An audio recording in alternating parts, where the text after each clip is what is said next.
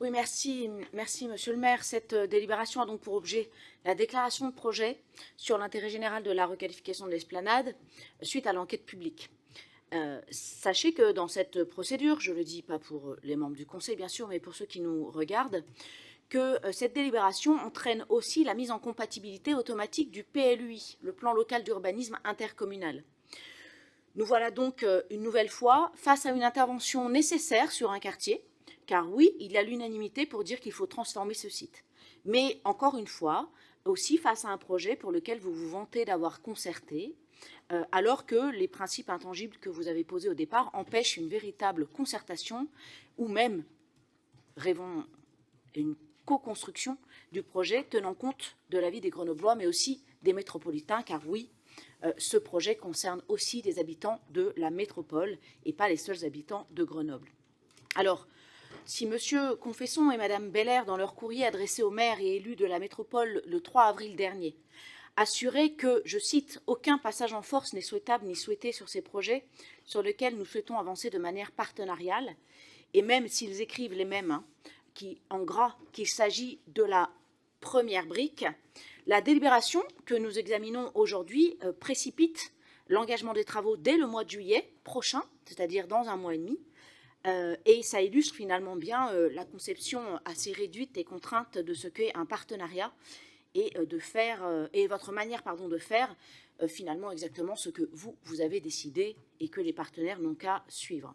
Le rapport d'enquête d'ailleurs souligne, page 122, le manque actuel et réel de concertation.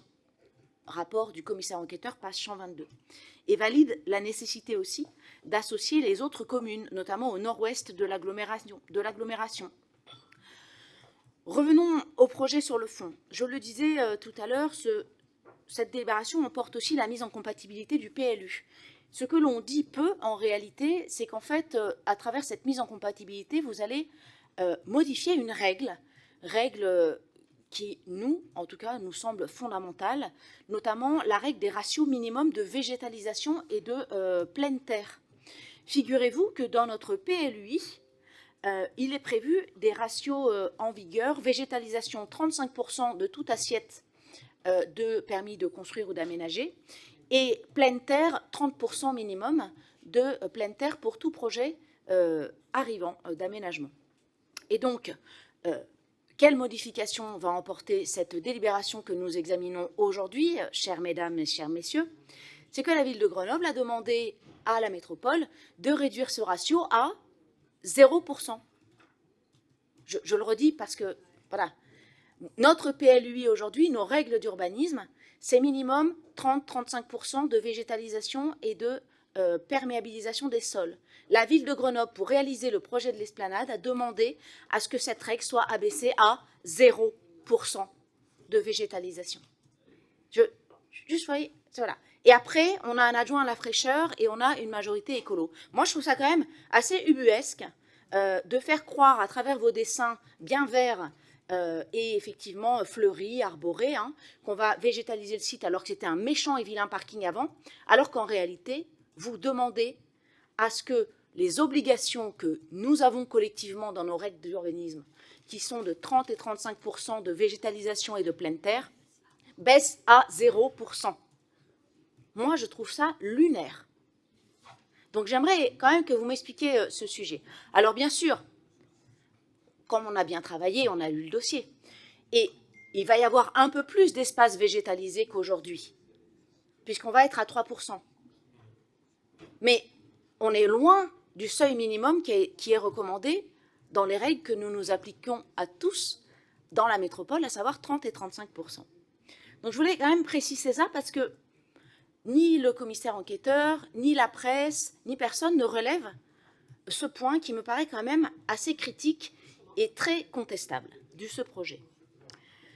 Sur la requalification urbaine, cette fois, du quartier de l'Esplanade. Sur les enjeux de stationnement, aucun parking relais n'est dimensionné pour compenser la suppression des 315 places gratuites. Alors oui, il y a des voitures tampons, mais ce que vous oubliez, Madame Belair, c'est que nous disent les gens, les habitants, les Grenoblois ou d'autres, à travers leur relation à la voiture et au stationnement. Ce n'est pas moi qui le dis, c'est les recherches en sociologie urbaine. ils souhaitent qu'ils puissent garer leur voiture dans un endroit gratuit et sécure. Et plus chacun d'entre nous peut laisser sa voiture dans un endroit gratuit et sécure, moins il l'utilise.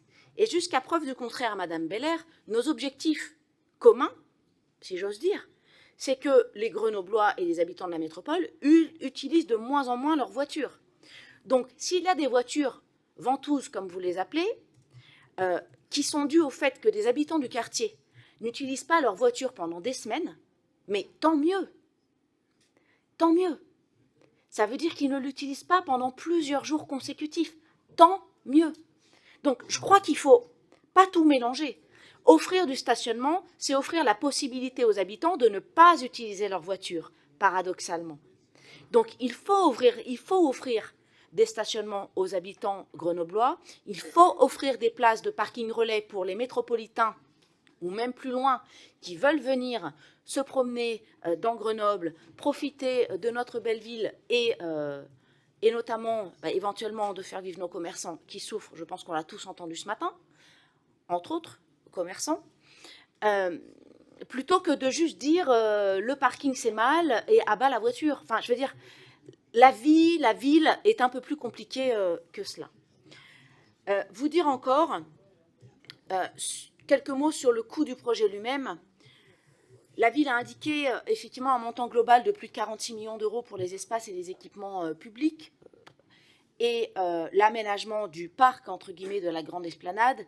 Le coût, lui, est passé de 3 millions en 2019 à 9,2 millions aujourd'hui, 3 fois plus pour faire la prairie verdoyante qui sera bouillasse en hiver et jaune en été, évidemment, tout le monde le sait à Grenoble, mais peu importe, vous continuez. Et dans le rapport, il est estimé que les coûts d'entretien de ce parc sera entre 200 et 250 000 euros par an. Là encore, on pensait que vous aviez des difficultés budgétaires puisque vous avez augmenté les impôts, mais finalement, on surenchérit toujours les coûts et les dépenses de fonctionnement. Ce parc va donc coûter à minima, ce n'est pas nous qui le disons, c'est vous, dans votre dossier d'enquête publique, 200 000 euros par an en entretien. Enfin, je terminerai par quelques mots sur l'enquête publique, encore une fois, car chacun sait qu'un commissaire enquêteur a certains devoirs. L'indépendance, la neutralité, l'impartialité. Comme l'indique la charte de déontologie des commissaires enquêteurs adhérant à une organisation territoriale de la Compagnie nationale des commissaires enquêteurs, plutôt intéressant, ces chartes de déontologie, monsieur le maire, je pense que vous serez d'accord avec moi.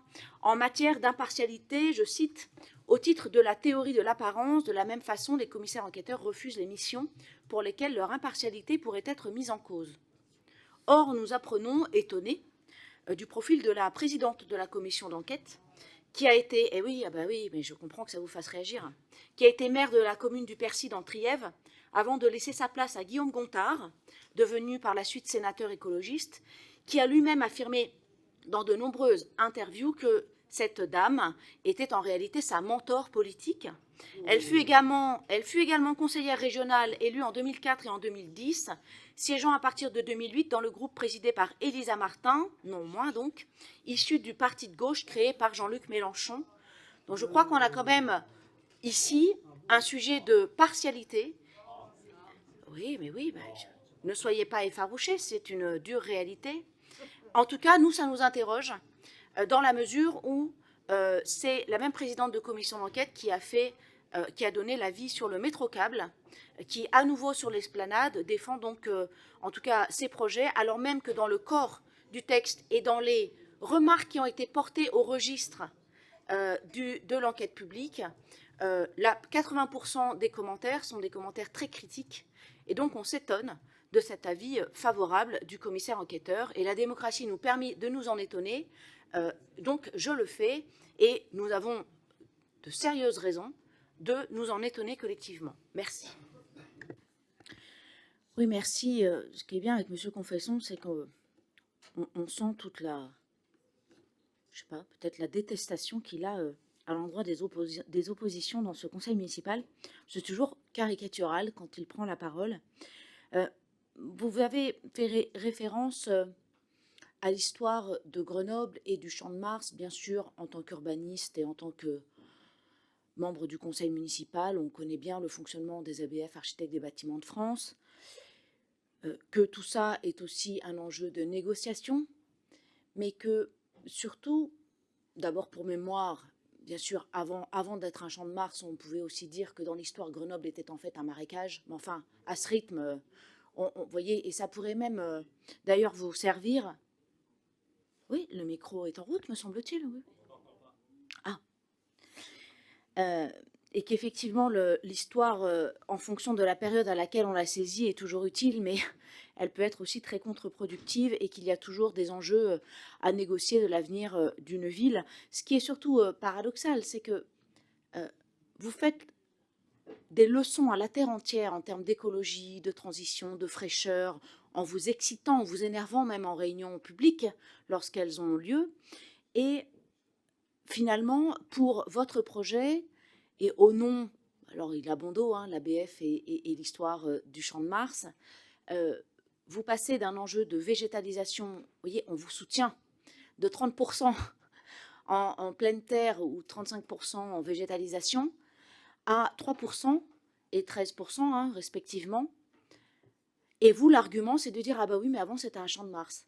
Mais je trouve que vous avez vite cédé à l'enjeu de la ville nature, vous avez vite cédé alors que d'autres fois, il me semble que vous êtes plus combatif. Et là, ça ne vous pose aucun problème de créer 900 logements et de réduire à peau de chagrin les enjeux de végétalisation en changeant la règle. Bien sûr, non pas pour les aménageurs privés qui auraient des projets, mais juste pour vous et les espaces publics et les projets de la ville de Grenoble. Deuxièmement, bon, comme à votre habitude, de façon un peu caricaturale et je dois dire surjouée, vous tentez de renverser les arguments. Je n'ai pas tout compris, voilà, les faits sont là. La végétalisation, c'est 3% de votre projet et les terres pleines, 13%. Voilà. Donc moi, je pense qu'il faut surtout retenir ça de votre projet et non pas les élucubrations que vous avez construites. Sur les stationnements, comme d'habitude, là encore, la nuance vous échappe. Nous ne sommes pas en train de dire qu'il faut plus de stationnement ou autant de stationnement, comme d'ailleurs pour tous les projets, y compris rue de Stalingrad, y compris place de Mestre. Il faut réduire la place du stationnement et de la voiture en ville. En fait, je pense que dans ce conseil, tout le monde est d'accord, hein, contrairement à ce que vous voulez laisser croire. Le sujet, c'est que vous, c'est pas réduire ou repenser la place de la voiture, c'est tout ou rien, donc c'est rien. Et c'est là qu'on vous dit qu'il y a un problème. Et vous, évidemment, forcez le trait pour faire de nous des épouvantails pro-bagnole, ce que nous ne sommes pas et ce que vous ne ferez pas devenir. Enfin, sur l'intégrité du commissaire enquêteur et nos obsessions, soi-disant, des corps intermédiaires, enfin, je vous laisse à vos élucubrations sur le gouvernement. En ce qui me concerne, je n'ai jamais empêché une réunion publique, surtout en campagne, de se tenir, ce qui n'est pas le cas de certains de vos amis ici. Monsieur Confesson, pendant la campagne 2020, rappelez-vous, il y avait autour de vous vos amis qui ont manifesté pour empêcher que je puisse tenir ma réunion publique de présentation de programme. Vous voyez, moi, je n'ai jamais fait ce genre de choses. Je ne le ferai pas. Je ne suis pas contre les corps intermédiaires. Vous racontez absolument n'importe quoi. En revanche, vous me retrouverez toujours sur votre chemin pour dénoncer le copinage. Et lorsque on se rend compte que la présidente de la commission d'enquête, de l'enquête publique, était engagée politiquement, qu'elle est encore liée politiquement à des signataires en fonction, qu'elle est proche d'un certain nombre de membres de votre majorité, cela doit questionner, avec en plus un maire qui a été condamné pour favoritisme, qui a une enquête en cours pour concussion et qui avait, et on l'avait dénoncé alors, confié les rênes de l'ancien café Le 5 du restaurant du musée qui était devenu le café Andry, sous la responsabilité de la même personne, l'ami de monsieur le maire, qui était responsable de la fête des Tuiles pour laquelle monsieur le maire a été condamné pour favoritisme. Et ce café Andry, là encore, le copinage sans cesse, tout le temps, partout. On le démontrera, vous inquiétez pas, la campagne va permettre aussi de révéler un certain nombre de choses. Qui, quelques mois après, ferme parce qu'ils n'ont aucune compétence en restauration, alors que nous l'avions dit dans cette même enceinte. Monsieur Confesson, permettez-nous de douter.